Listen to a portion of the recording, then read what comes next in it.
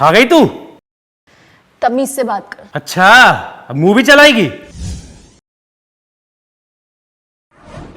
Lovely के साथ रह रह के बहुत बिगड़ गई है ना तू। पराये मर्दों को हंस के बात करना है, अपने बॉयफ्रेंड को पागल समझती है। तू नल्ला और निकम्मा है, तू जलता है मुझसे। तुझे ना मेरी खुशी बर्दाश्त नहीं होती। आवारागर्दी को खुशी नहीं कहते, सब समझ रहा हूँ। बहुत घमंड आ गया ना तुझको। और तेरी वो दोस्त है ना लवली, उसको भी ऐसा सबक सिखाऊंगा। नमस्कार, मैं हूं रानी चैटर्जी। आप लोगों का स्वागत करती हूं क्राइम चक्र के एक नए एपिसोड में, एक नई कहानी के साथ।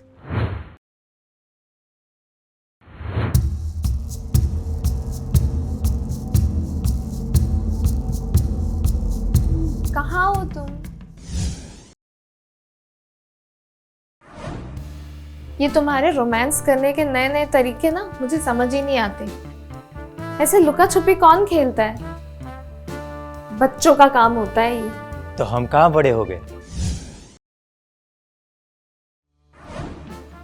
आओ पकड़ो मुझे। कहाँ चले गए तुम?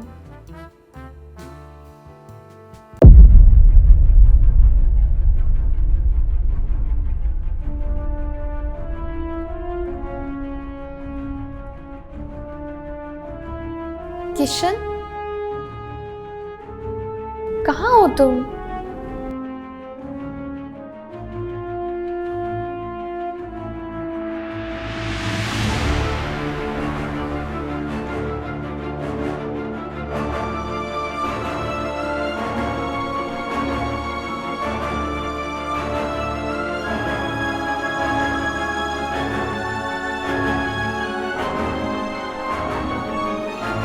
पकड़ लिया।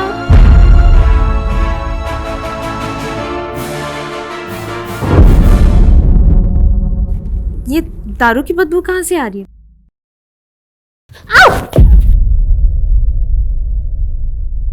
लवली, क्या हुआ?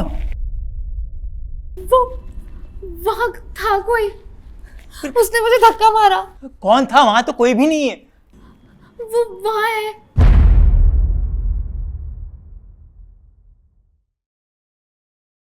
यहाँ तो कोई भी नहीं है लवली।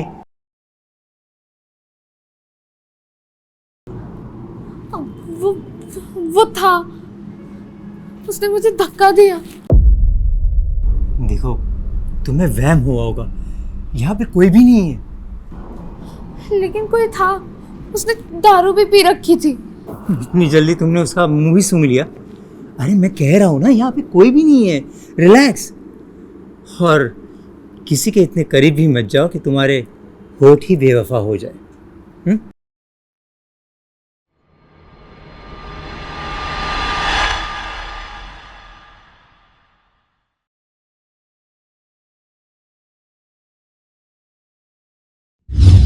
किशन और लवली एक खुशहाल परिवार की तरह जी रहे थे।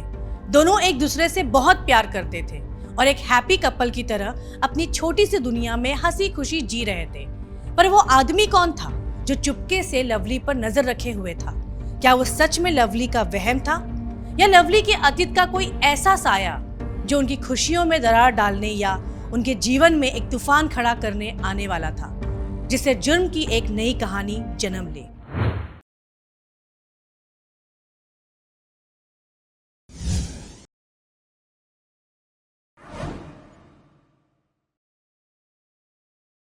हेलो, कहाँ है तू?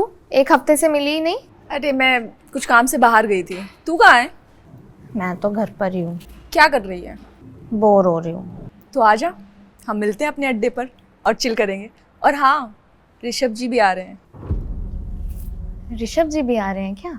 हाँ, उन्होंने ही बोला था कि हम तीनों आज मिलते हैं। अच्छा ठीक है, मैं आती हूँ 1 घंटे में। ठीक है, ओके डन। Okay done.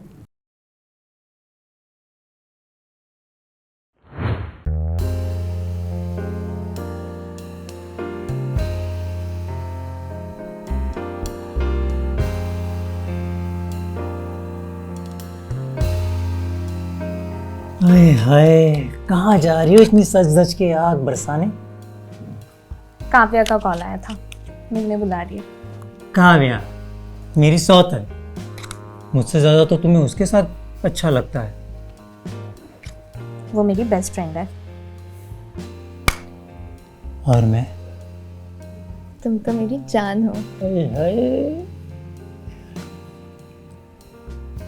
हाँ, ये अभी नहीं, लिपस्टिक खराब हो जाएगी। तुम और तुम्हारी लिपस्टिक।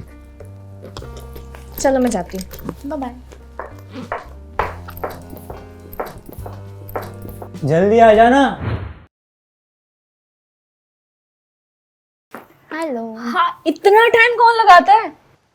और वैसे बड़ी बंठन के आई है, आज तो बिजली ही गिराएगी। तुझे तो पता ही है मुझे खूबसूरत दिखने का कितना शौक है। जब घर से रेडी होकर निकलो तो लड़कों के होश उड़ जाए। ये तो बात सही है। तेरे ऋषभ जी कहाँ रह गए? मेरे ऋषभ जी? काश कि मेरे होते हो जाएंगे, हो जाएंगे। इन मर्दों का कोई भरोसा नहीं है, ये कभी किसी के नहीं होते। पर तेरा तो बॉयफ्रेंड है ना? कौन, वो लुक्खा? पूछ मत मैं कैसे झेल रही हूँ उसको। साइको है वो, मुझे जीने भी नहीं देता। हर बात में रोक टोक, हर चीज में रोक टोक। अब तू ही बता, कौन सी गर्लफ्रेंड होगी जो चाहेगी बॉयफ्रेंड की जगह एक सिक्योरिटी पर्सन अपॉइंट करे?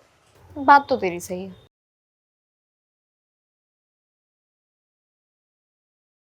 और गर्ल्स, किसकी चुगलियां चल रही है? ये हम गर्ल्स की बात है, तुम्हारे पल्ले नहीं पड़ेगी। मुझे पल्ले पड़वानी भी नहीं है, मैं तो बस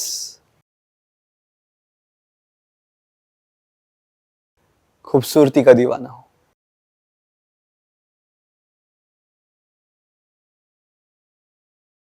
खूबसूरती तो देखने वाले की आंखों में होती है।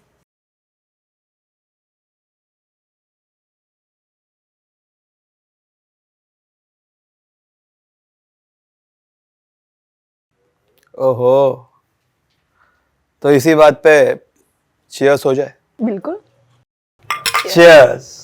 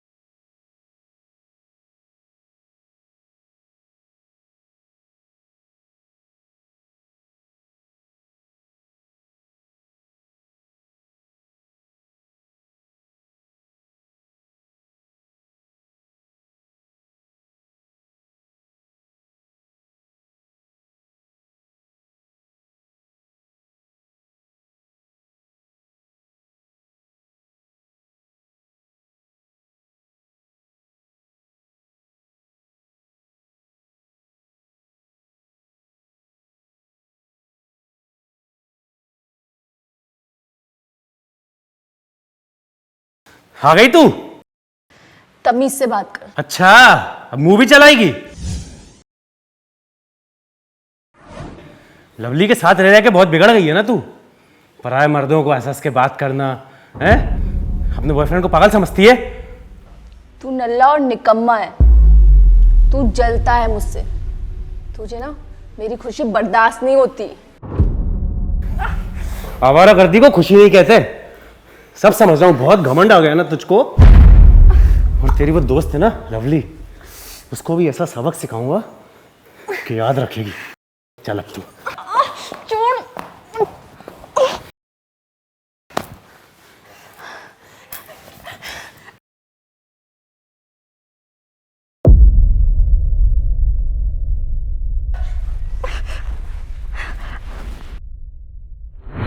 मैं ये मानती हूँ कि नशा करना बुरी बात है और नशे को हमें समाज का हिस्सा नहीं बनने देना चाहिए। पर आज के इस दौर में पार्टी करना, हैंग आउट करना, ये सब हमारी सोसाइटी में रह रहे लोगों की लाइफस्टाइल बन गई है। पर इसका ये मतलब नहीं कि एक नशे में धुत औरत किसी भी मर्द के लिए हवस मिटाने का जरिया बन जाए। कानून ने सबको अपनी मर्जी से जीने का अधिकार दिया है, तब तक जब तक वो कानून का उल्लंघन ना करे।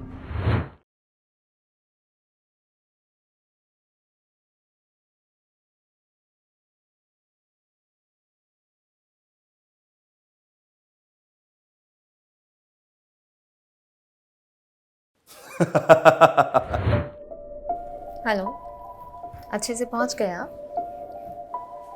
फटाफट अपना काम ख़त्म करके जल्दी आइएगा, मेरा यहाँ अकेले मन नहीं लग रहा है। Okay bye.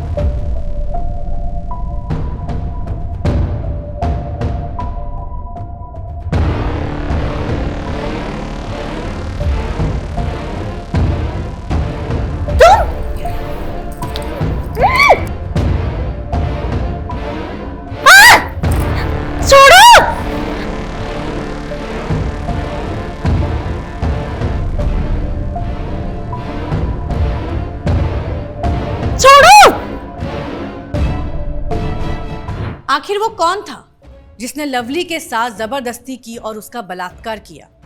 किशन को घर में ना पाके उसकी गैर मौजूदगी में घर में जबरदस्ती घुस के लवली के साथ बलात्कार करना, आखिर ये किसकी करतूत हो सकती है? क्या नितिन ने काव्या और लवली से बदला लेने के लिए ये सब किया है? क्योंकि नितिन का काव्या और लवली के खुले विचार का होना बिल्कुल पसंद नहीं था और वो किसी ना किसी तरह दोनों से बदला लेना चाहता था।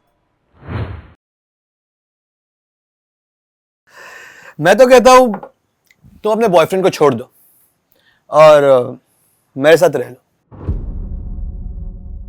वो क्या है ना, मुझे कोई कमिटमेंट नहीं चाहिए। मैं लड़कियों के खर्चे उठाता हूँ, उनके शौक पूरे करता हूँ और उसके बदले में अपने शौक पूरे करवाता हूँ। मेरा बॉयफ्रेंड पागल है, अगर उसे छोड़ दिया ना तो पता नहीं वो क्या करेगा। देखो, मेरा बिजनेस इतना बड़ा है ना कि उसे कहाँ गायब कर दूंगा ना पता भी नहीं चलेगा। अच्छा, तुम जादूगर हो, लोगों को गायब करते हो। तो मुझे भी ले चलो ना, कहीं गायब करे, एक खूबसूरत सी जगह। तो फिर ले चलता हूँ ना, पहले तो मैं जन्नत की सैर करवाता हूँ।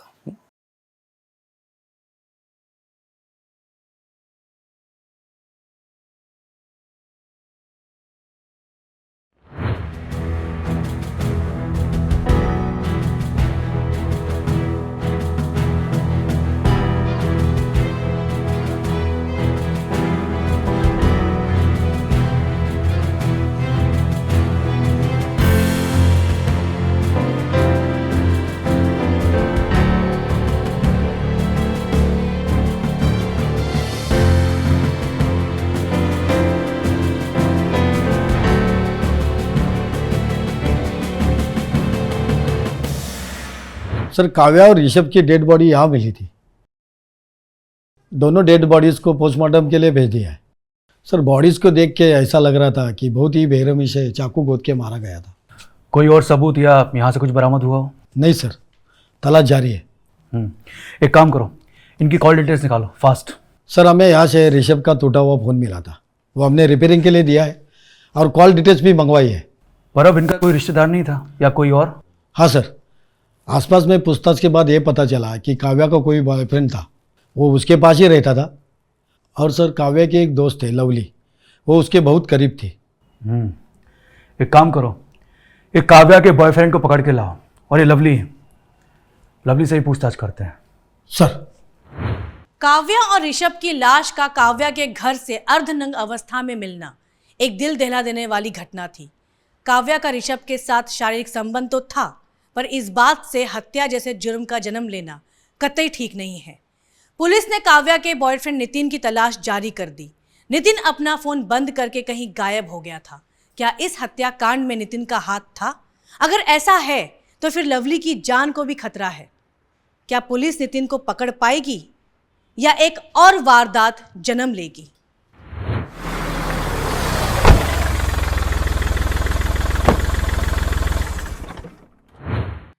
लवली जी, हमें आपसे काव्या जी के बारे में पूछताछ करनी है। जैसा कि आप जानते हैं कि काव्या जी की किसी ने चाकुओं से गोंद के बड़ी बेरहमी से उन्हीं के घर में हत्या कर दी है और उनके साथ ऋषभ नाम के शख्स की भी हत्या की है। यस सर, काव्या मेरी बहुत अच्छी दोस्त थी। मैंने जब से उन दोनों की मौत के बारे में सुना है, मैं खुद को संभाल नहीं पा रही हूँ।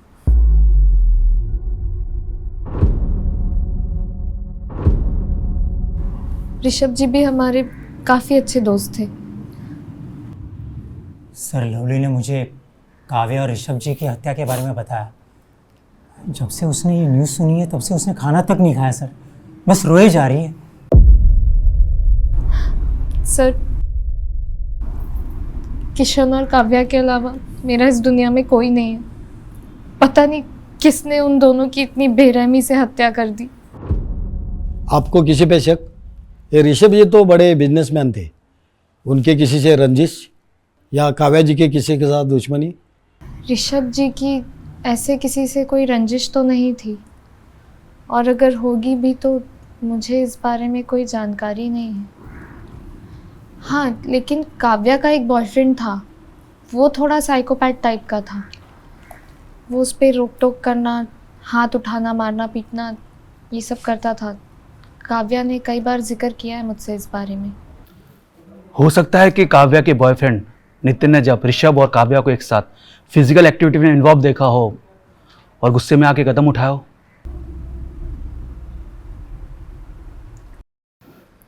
ठीक है, फिलहाल हम चलते हैं। अगर ज़रूरत पड़ी तो आपसे फिर से कांटेक्ट करेंगे। जी सर।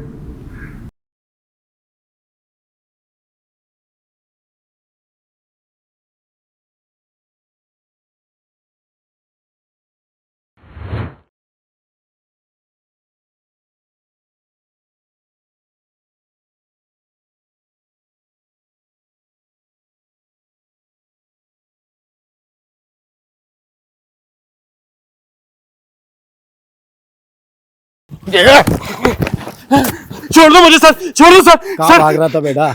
आखिर हाथ लग ही गया। बड़ी मुश्किल से तेरी फील्डिंग लगाई थी। सर सर छोड़ दो मुझको। तो आ गया मगरमच्छ जाल में। सर, हमारे खबरी के मदद से ये हमारे हाथ लगाए। सर मुझे यहाँ क्यों लाया गया है सर? मैंने क्या किया है सर? अब ये तो तू बताएगा कि तूने क्या किया और क्यों किया। तूने काव्या और ऋषभ को क्यों मारा? नहीं सर, मैंने किसी को नहीं मारा। मैं तो खुद काव्या से बहुत प्यार करता था सर। मैं उसे क्यों मारूंगा?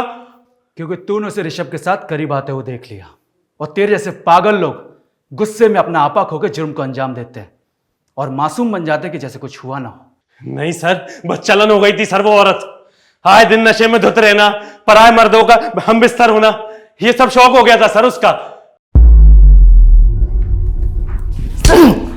इसलिए तूने उसे मार दिया? नहीं सर, मैंने किसी को नहीं मारा सर। मेरा एक बार मन तो हुआ था कि मैं उसे मार दूं, लेकिन मैंने नहीं मारा सर। चुप कर। ये ऐसे नहीं मानेगा।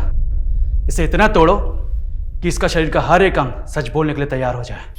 सर नहीं सर, मैंने नहीं मारा सर। मैंने कुछ नहीं किया सर। नितिन पुलिस के हत्थे चढ़ गया था, पर वो अपने गुनाह कबूल करने का नाम ही नहीं ले रहा था कि तभी पुलिस को काव्या के घर के गार्डन से दफनाया हुआ चाकू बरामद हुआ, जिसको इस वारदात को अंजाम देने के लिए इस्तेमाल किया गया था। और फिर पुलिस ने उस पर लगे फिंगरप्रिंट से जांच शुरू की। काव्या और ऋषभ के कॉल डिटेल से मिली जानकारी और मर्डर वेपन ने पुलिस इंक्वायरी को एक नई राह दी और फिर केस एकदम साफ हो गया। पुलिस को असली कातिल का पता चल गया। अपने बेस्ट फ्रेंड को मौत के घाट उतार के और उसके बॉयफ्रेंड को फंसाने की अच्छी चाल चली तुम दोनों ने। सर, हमने कुछ नहीं किया सर। कुछ नहीं किया? हाँ, जिंदगी हराम कर दी थी उसने मेरी। मन करता था सुसाइड कर लूं, फिर सोचा खुद को क्यों खत्म करूं। उसको ही ख़त्म कर दूँ। ऐसा क्या किया था काव्या ने? सर लवली को ऋषभ से काव्या नहीं मिलाया था, बस उससे एक गलती हो गई सर। नशे की हालत में वो ऋषभ के ज़्यादा क्लोज हो गई थी सर।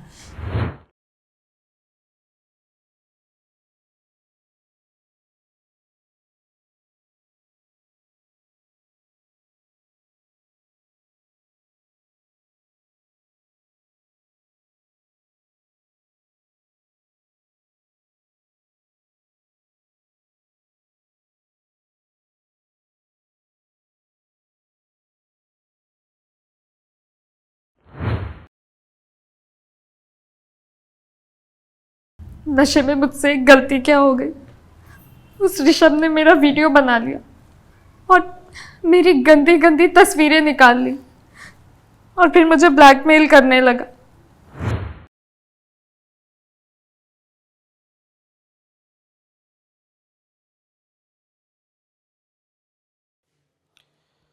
तेरे मोबाइल पे कुछ फोटोज और वीडियोस भेजी है।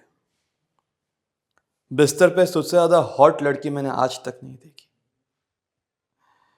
अब जो एड्रेस बोल रहा हूं वहां चुपचाप आ जा और मेरी रातें रंगीन कर देना, नहीं तो यही फोटोज और वीडियो तेरे पति को भेज दूंगा।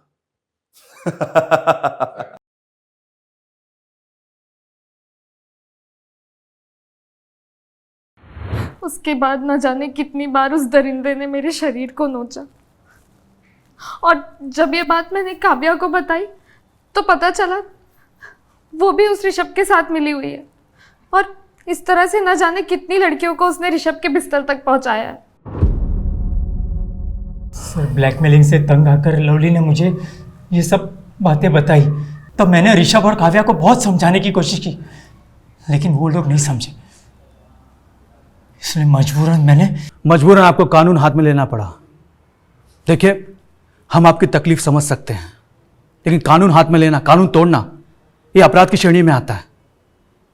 आप उनकी पुलिस कंप्लेंट करवा सकती थी, पुलिस उनके खिलाफ कड़ी से कड़ी कार्रवाई करती। अब जेल में रहने के अलावा आपके पास और कोई रास्ता नहीं है।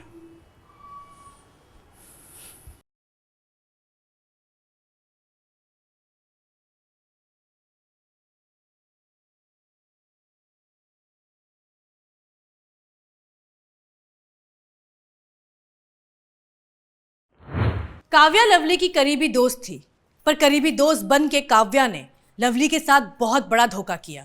ऋषभ ने लवली को ब्लैकमेल करके लगातार उसका बलात्कार किया। लवली की एक गलती ने उसकी जिंदगी नर्क बना दी। अक्सर हम नशे में, ये जवानी के जोश में आकर गलत रास्ते पे चल देते हैं, ये सोचे बिना कि ये रास्ता हमें कहाँ लेकर जाएगा।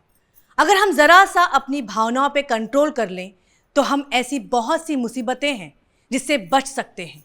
ये समाज में शराफत का नकाब ओढ़े ऐसे न जाने कितने दरिंदे घूम रहे हैं जो दूर से तो आपको सज्जन लगेंगे, पर उनका असली रूप तब सामने आता है जब उनके द्वारा फैलाए गए जाल में कोई फंस जाता है और फिर जन्म लेती है अपराध की एक नई कहानी। मैं रानी चैटर्जी आप लोगों से विदा लेती हूँ और जल्द मुलाकात होगी क्राइम चक्र के नए एपिसोड में। तब तक सतर्क रहिए, सुरक्षित रहिए और देखते रहिए क्राइम चक्र। जय हिंद।